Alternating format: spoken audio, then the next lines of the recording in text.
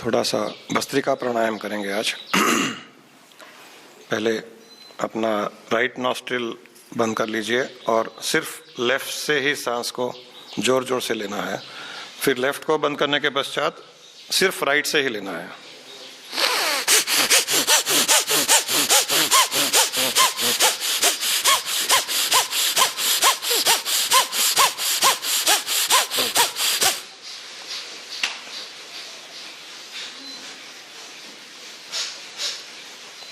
जितनी देर तक ले सकते हैं उतनी देर तक जोर जोर से एक ही नाक से सांस को भस्त्रिका के रूप में लेते रहें।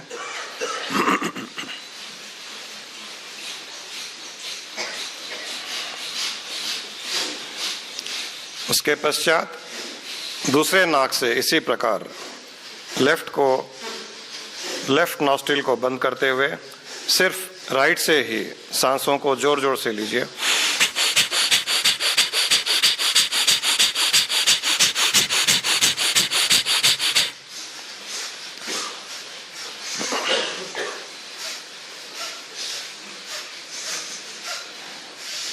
जितनी स्पीड से ले सकते हैं और छोड़ सकते हैं उतनी स्पीड से लेकर के छोड़ दीजिए।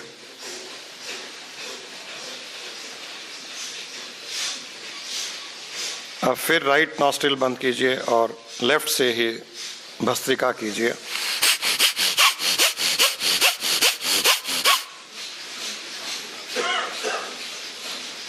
जल्दी से लेकर के जोर से छोड़ना है उसे। आपका ध्यान सांस को छोड़ने पर होना चाहिए। जोर से फेंकते हुए सांस को अंदर अपने आप चली जाएगी। अंदर लेने की आवश्यकता नहीं है, अपने आप चली जाएगी। वो बाहर फेंकते जाइए उसे।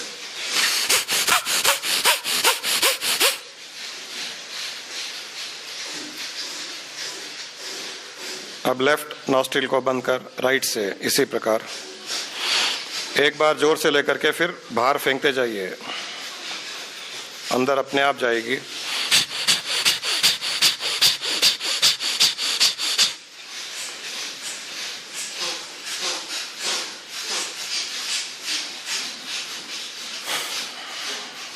रिलैक्स।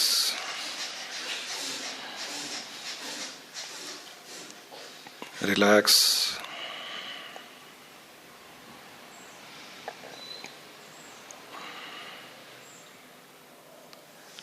अनुभव कीजिए आपके चेहरे पर सिर के अंदर एक शांति, पूर्ण शांति। चेहरे पर हल्की सी स्पंदन का अनुभव करें। सिर के ऊपर भी स्पंदन का अनुभव करें।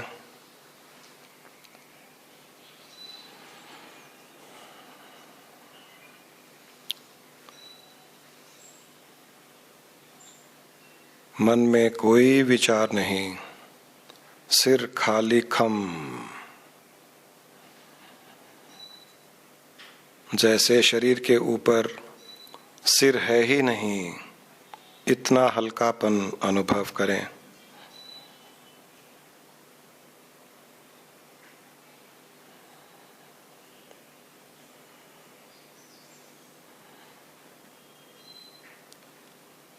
अब इसी भस्त्रिका को एक साथ दोनों नासिकाओं से करते जाएं, बिना हाथ का उपयोग किए। दोनों नासिकाओं से जोर जोर से अंदर लें और बाहर छोड़ दें।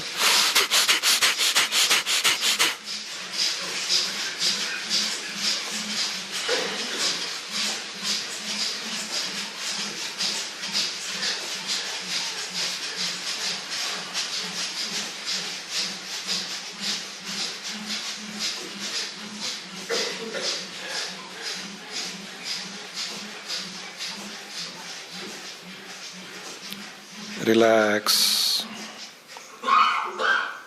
रिलैक्स।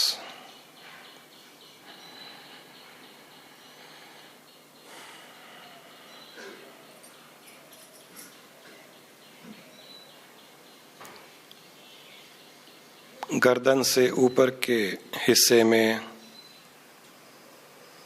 कोई वजन नहीं, हल्का फुल्का, जैसे शरीर के ऊपर एक हवा से भरा हुआ गुब्बारा लगाया गया हो, उसी प्रकार सिर में कोई वजन नहीं, निर्विचार, पूर्ण शांति, शून्य का अनुभव करें।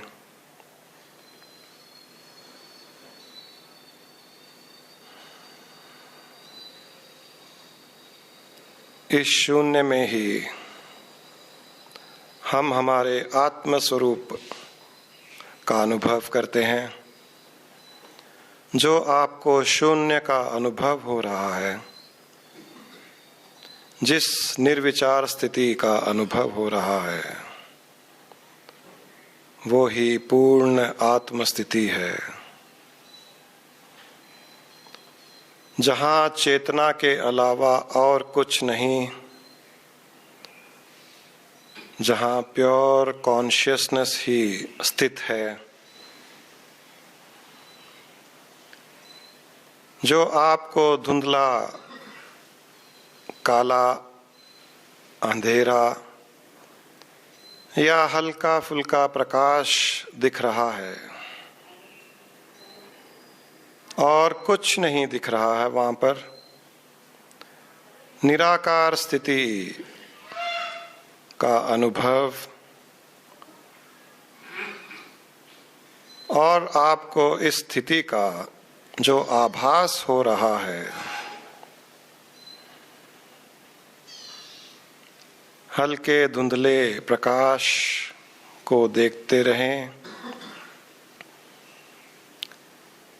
आंखों के सामने, सिर में ऊपर की ओर,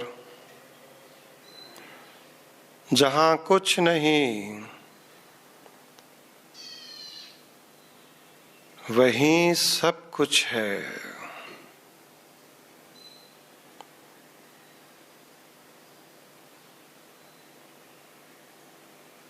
जहां शून्य है,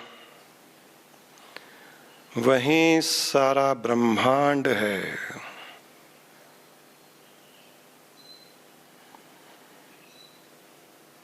जहां कुछ नहीं, वहीं शुद्ध चेतना है, और शुद्ध चेतना ही हमारा स्वरूप है। इस शुद्ध चेतना के सारे शरीर में व्याप्त होने के कारण ही हम हमारे शरीर का अनुभव करते हैं। इस चेतना के सारे शरीर में व्याप्त होने के कारण ही शरीर के इंद्रियों को हम अनुभव करते हैं। इस शुद्ध चेतना के कारण ही हमारे मन के विचारों का भी हम अनुभव करते हैं। ये जो मन में विचार उत्पन्न होते हैं या अभी हो रहे हैं, ये हमारे विचार नहीं है, क्योंकि इस शुद्ध चेतन स्वरूप में विचार उत्पन्न करने की कोई शक्ति क्षमता नहीं। हमारे स्वरूप में विचार उत्पन्न होते ही नहीं। यह तो एक मन और इंद्रियों का संयोग है शरीर के साथ, और उनकी प्रवृत्ति है, उनकी प्रकृति है विचार आदि उत्पन्न करना। उनको विचार उत्पन्न करने की शक्ति, ऊर्जा हम शुद्ध चेतन स्वरूप जो हर समय, हर काल में, हर स्थान में स्थित रहते हैं, वो ही प्रदान करते हैं।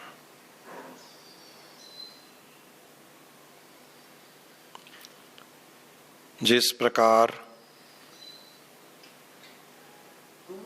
टीवी को इलेक्ट्रिसिटी प्रदान होती है और उस इलेक्ट्रिसिटी से टीवी हमें दृश्य और आवाज सुनाती है, इसी प्रकार हमारा चेतन स्वरूप उस इलेक्ट्रिसिटी, ऊर्जा, एनर्जी के समान है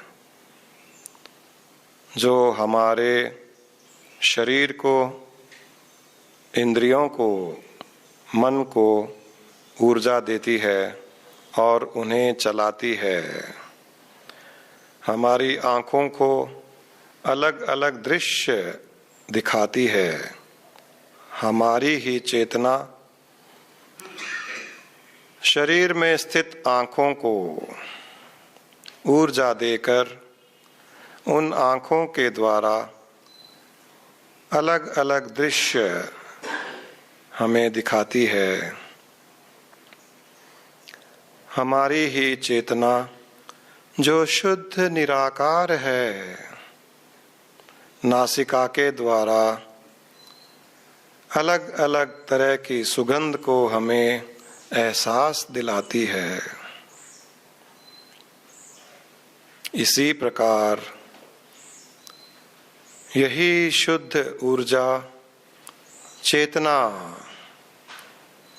दूसरी इंद्रियों के द्वारा हमारे ही परमात्मा से उत्पन्न इस सृष्टि का हमें अनुभव करवाती है।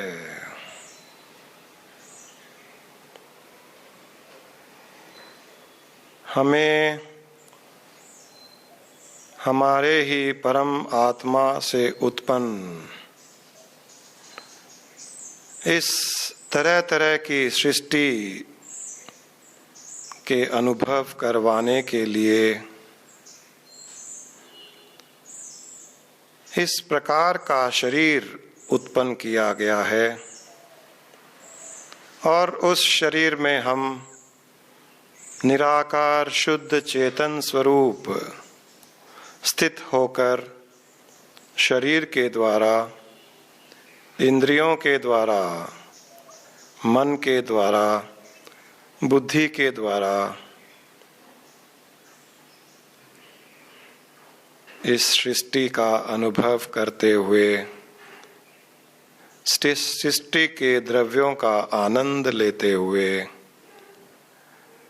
दूसरी आत्माओं से हम संपर्क करते हुए देखने में हम दूसरी आत्माओं को शरीर रूप से देखते हैं, परंतु शरीर माध्यम बनकर एक ही आत्मा से दूसरी शुद्ध आत्मा से संपर्क करता है। हर मनुष्य से जो हम संपर्क करते हैं और रखते हैं, हमारे माता पिता से, भाई बहनों से, पत्नी से और पति से, बच्चों से हम जो संपर्क रखते हैं, वह सब संपर्क आत्मा के द्वारा आत्मा से ही होता है।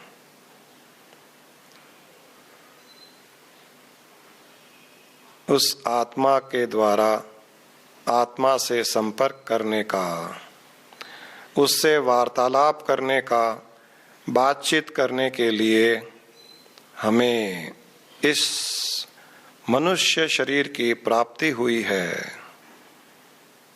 मनुष्य शरीर को सिर्फ और सिर्फ माध्यम ही माने, अपने आप को इस मनुष्य शरीर से अलग शुद्ध चेतन आत्मा ही मानते हुए निराकार सारे शरीर में व्याप्त शुद्ध प्रकाशमान दिव्य इस प्रकार की स्थिति का अनुभव करते रहें। बचपन से लेकर शरीर के बड़े होने तक शरीर में बदलाव आने पर भी और शरीर के बूढ़े होने पर शरीर में बदलाव आने पर भी हमारे स्वरूप में कोई बदलाव नहीं आता। हम उतने ही जवान, उतनी ही ऊर्जा, उतनी ही चेतना हर क्षण, हर समय, हर पल हमारे स्वरूप में विद्यमान रहती है। हम तो बढ़ते हुए शरीर का सिर्फ अनुभव करते हैं। पैदा होने से लेकर शरीर की मृत्यु तक शरीर की यात्रा के साक्षी हैं हम न तो पैदा होते हैं और न ही हम मृत्यु को प्राप्त होते हैं। पूर्ण रूप से हम शरीर को बढ़ता हुआ देखते हैं। दूसरे शरीरों को भी इसी प्रकार हम पैदा होते हुए, जवान होते हुए, बूढ़े होते हुए और मरते हुए देखते हैं। परंतु उस मरे हुए शरीर में जो शुद्ध चेतना व्याप्त है वह तो वैसी की वैसी ही है। उस चेतना में कोई अंतर नहीं आता। मृत्यु के उपरांत भी वह चेतना शुद्ध, सत्य, सात्विक और आनंदमय रहती है। जीवित रहते हुए जो आनंद का अनुभव नहीं हुआ था वह सिर्फ इसीलिए कि हमारा ध्यान हमारे इंद्रियों, मन, बुद्धि पर ही स्थित था। हमारे अपने स्वरूप पर हमारा ध्यान कभी गया ही नहीं। अपने ध्यान को अपने ही शरीर के अंदर व्याप्त शुद्ध चेतना निराकार पर ले जाएं। मन में विचार उठते हैं तो भी उठने दें, क्योंकि वो तो मन की प्रकृति है, उसका स्वभाव है। अपने आप को शुद्ध चेतन स्वरूप अनुभव करते हुए अपने ही मन से उत्पन्न विचारों को देखते रहें। सिर्फ और सिर्फ साक्षी भाव से उसे देखते रहें। मन से उत्पन्न विचार आपका ध्यान अपनी ओर आकर्षित करने का प्रयास करती है। उन विचारों की तरफ आकर्षित न होकर उन विचारों से अलग रहते हुए मैं शुद्ध चेतन स्वरूप नित्य निराकार आत्मा हूँ, इस प्रकार पूर्ण संकल्प भाव के साथ स्थित रहते हुए अपने ही मन के विचारों को साक्षी भाव से देखें। मन के विचार उसी क्षण रुक जाएंगे, खत्म हो जाएंगे, क्योंकि जब हम उसकी ओर ध्यान नहीं देते हैं, विचारों में उलझते नहीं है, तब मन को ऊर्जा नहीं मिलती, मन को इलेक्ट्रिसिटी नहीं मिलती, मन को पावर नहीं मिलता। इसलिए वो कमजोर पड़ जाता है। कमजोर पड़ने पर वह शांत हो जाता है, निर्विचार हो जाता है, निराकार हो जाता है, सूक्ष्म से विशाल हो जाता है। एक बिंदु से वह भी आत्म स्वरूप हो जाता है। हर क्षण शरीर में व्याप्त, सारे शरीर में व्याप्त इस शुद्ध चेतना पर अपना ध्यान टिकाए हुए रखें। हर क्षण अपने इस निराकार शुद्ध चेतन स्वरूप पर ध्यान टिकाए रखें, जो जवान है, कभी बूढ़ा नहीं होता, जिसमें हर समय उमंग है, कभी निराश नहीं होता, जिसमें हर पल सुख का आनंद है, जो कभी दुखी नहीं होता।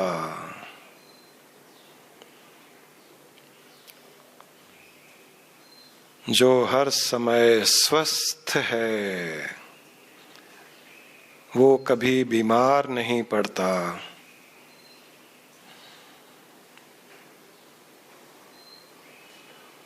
जो दिव्य है, वो कभी अशुद्ध नहीं होता।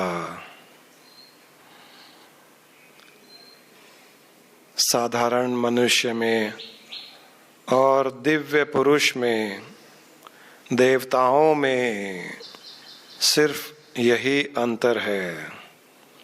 साधारण मनुष्य शरीर भाव में स्थित रहते हुए अपने आप को मैं, यह शरीर, तुच्छ मनुष्य हूँ, इस प्रकार भाव में स्थित रहता है। और दिव्य पुरुष, सिद्ध पुरुष, सतगुरु और सृष्टि के सारे देवता, ब्रह्मा विष्णु महेश तक, मैं शुद्ध चेतन स्वरूप आत्मा हूँ, मैं निराकार नित्य आत्मा हूँ, इस भाव में स्थित रहते हैं। हम में और उन सिद्ध पुरुषों में सिर्फ और सिर्फ इतना ही अंतर है। आप में भी उसी परमात्मा भाव को लाने की क्षमता है, क्योंकि वह परमात्मा भाव आपसे अलग नहीं है। वह परमात्मा स्वरूप आपसे अलग नहीं है। ब्रह्मा विष्णु महेश आपसे अलग नहीं, आप स्वयं हो। स्वयं ब्रह्मा स्वयं विष्णु स्वयं ही शिवोऽहम्। मैं स्वयं ही ब्रह्मा विष्णु महेश, स्वयं ही राम हूँ, स्वयं ही कृष्ण हूँ, स्वयं ही गुरु स्वयं ही माता पिता हूँ, स्वयं ही मित्र बंधु हूँ, स्वयं ही ब्रह्मांड हूँ, स्वयं ही सृष्टि, स्वयं ही वस्तु हूँ, स्वयं ही चराचर में हूँ, स्वयं ही आकार, स्वयं ही निराकार,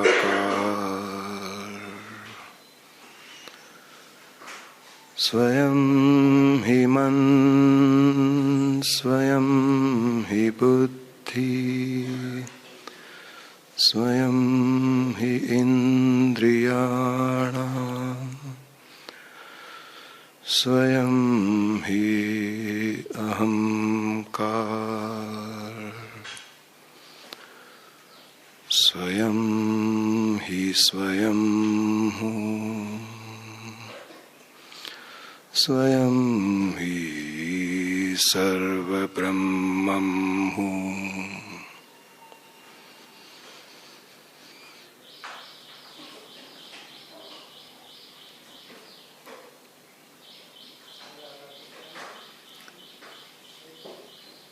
मैं ही मैं, सृष्टि में मैं ही मैं हूँ, क्योंकि हर रूप, हर आकार, हर निराकार में सिर्फ मैं ही मैं, मेरा ही प्रतिबिंब, मेरा ही रिफ्लेक्शन है, मुझसे अलग कोई नहीं।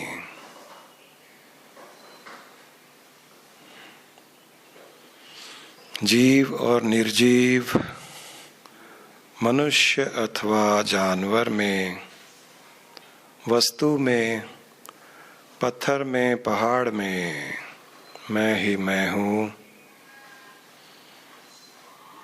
भगवान नरसिंह ने भी यही ज्ञान देने के लिए नरसिंह अवतार लिया था।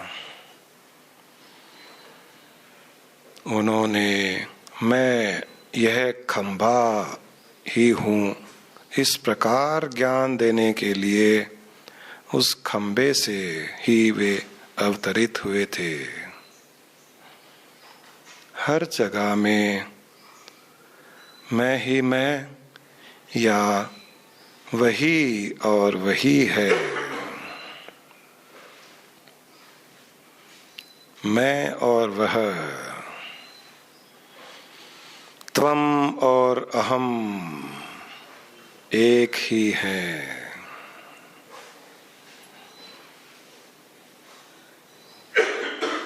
हर समय इसी प्रकार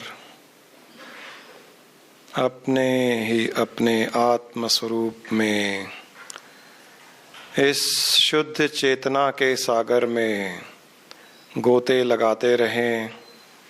बार बार अपने आप को सांसारिक विषयों से हटाकर अपने इस शुद्ध चेतन स्वरूप के सागर में कुछ समय के लिए गोते लगाते रहें। धीरे धीरे धीरे गोते लगाते हुए सृष्टि के, संसार के आकर्षण हमको आकर्षित नहीं कर पाएंगे। फिर हमारे लिए यह संसार एक खेल का मैदान हो जाएगा। वैसे भी यह संसार, यह दुनिया खेलने के लिए ही बनाई गई है। इसमें दुख अथवा सुख ढूंढने के लिए नहीं बनाई गई। इसमें दुखी अथवा सुखी होने के लिए यह सृष्टि नहीं बनाई गई।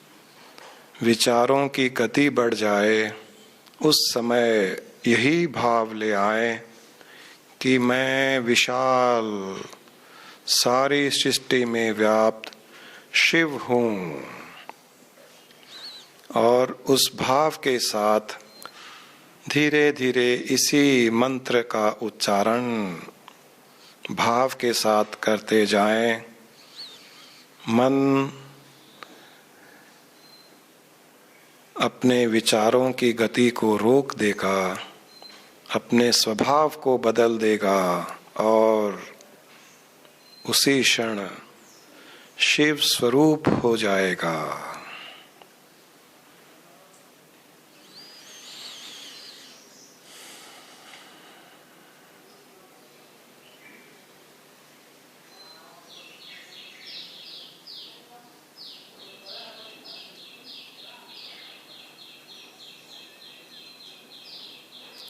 सारे शरीर में व्याप्त शुद्ध चेतन ब्रह्म स्वरूप पर ध्यान रखते हुए अपने शरीर का आभास करें। सिर से लेकर पैर तक अपने इस वाहन का, व्हीकल का, अपने इस सुंदर BMW मर्सिडीज गाड़ी का एहसास करें। इस बड़ी लंबी चौड़ी BMW वाहन में आप अंदर उसके मालिक शुद्ध चेतन स्वरूप ब्रह्म स्वरूप रूप से बैठे हुए वाहन का आनंद ले रहे हैं। आप वाहन नहीं है, आप उस वाहन के मालिक, वाहन के रहने या न रहने से भी आप रहोगे। इस भाव के साथ अपने इस शरीर का अनुभव करें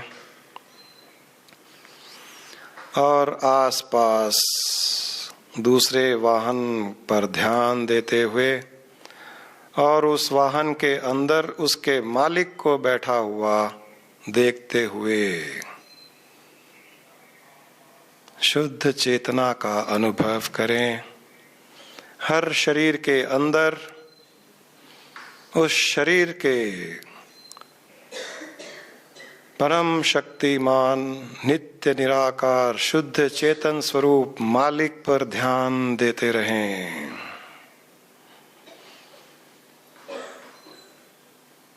आभास करें आपके आसपास कई लोग बैठे हुए हैं और देखें उन शरीर के अंदर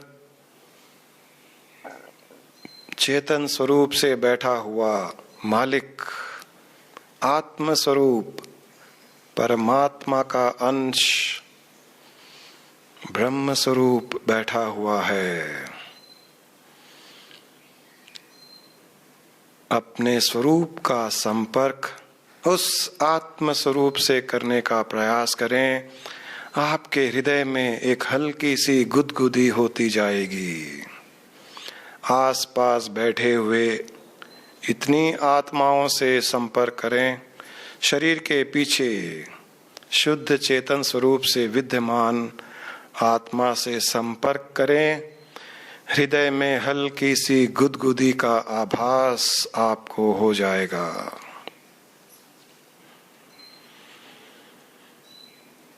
इतना अच्छा आपको लगेगा, इतना सुख प्राप्त होगा।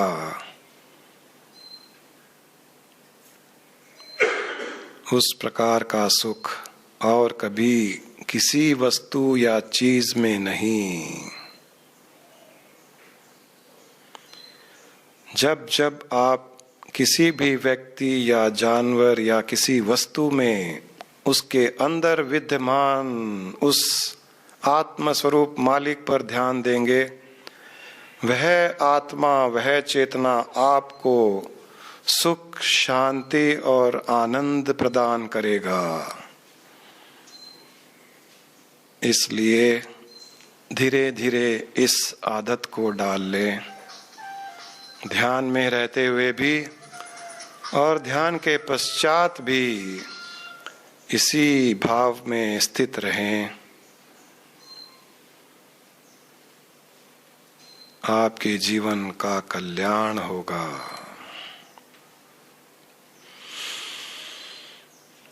दो चार धीमी और लंबी सांस लें। हर सांस के साथ बाहर से शुद्ध प्राण हमारे शरीर में प्रवेश कर रहा है, इस प्रकार भाव उत्पन्न करते हुए और इन्हीं प्राणों के द्वारा हम सारी सृष्टि से संपर्क में रहते हैं, इस प्रकार भाव उत्पन्न करते हुए धीमी धीमी और गहरी सांस लें। चेहरे पर हल्की सी मुस्कान एक सुंदर अनुभव होने के कारण हृदय में गुदगुदी का एहसास करते हुए शरीर को थोड़ा सा ढीला छोड़ दें, पाँव को खोल लें,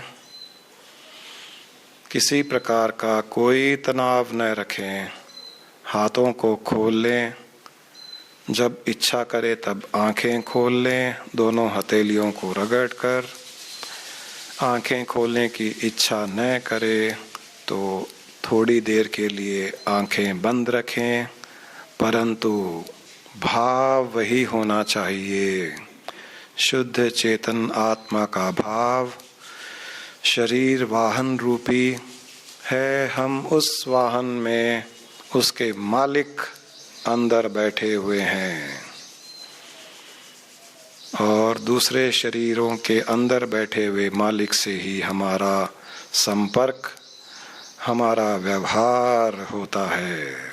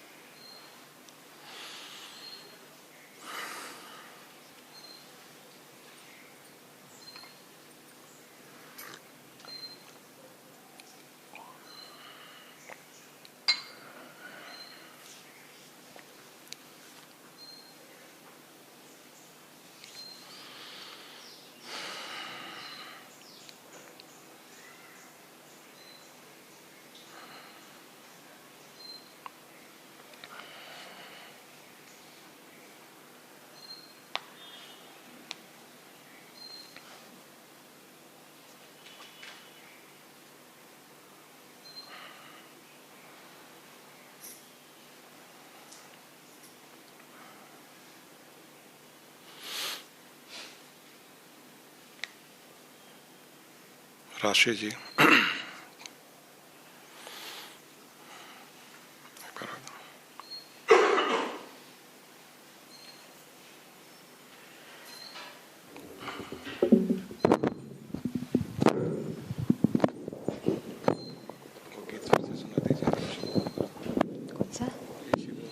शिव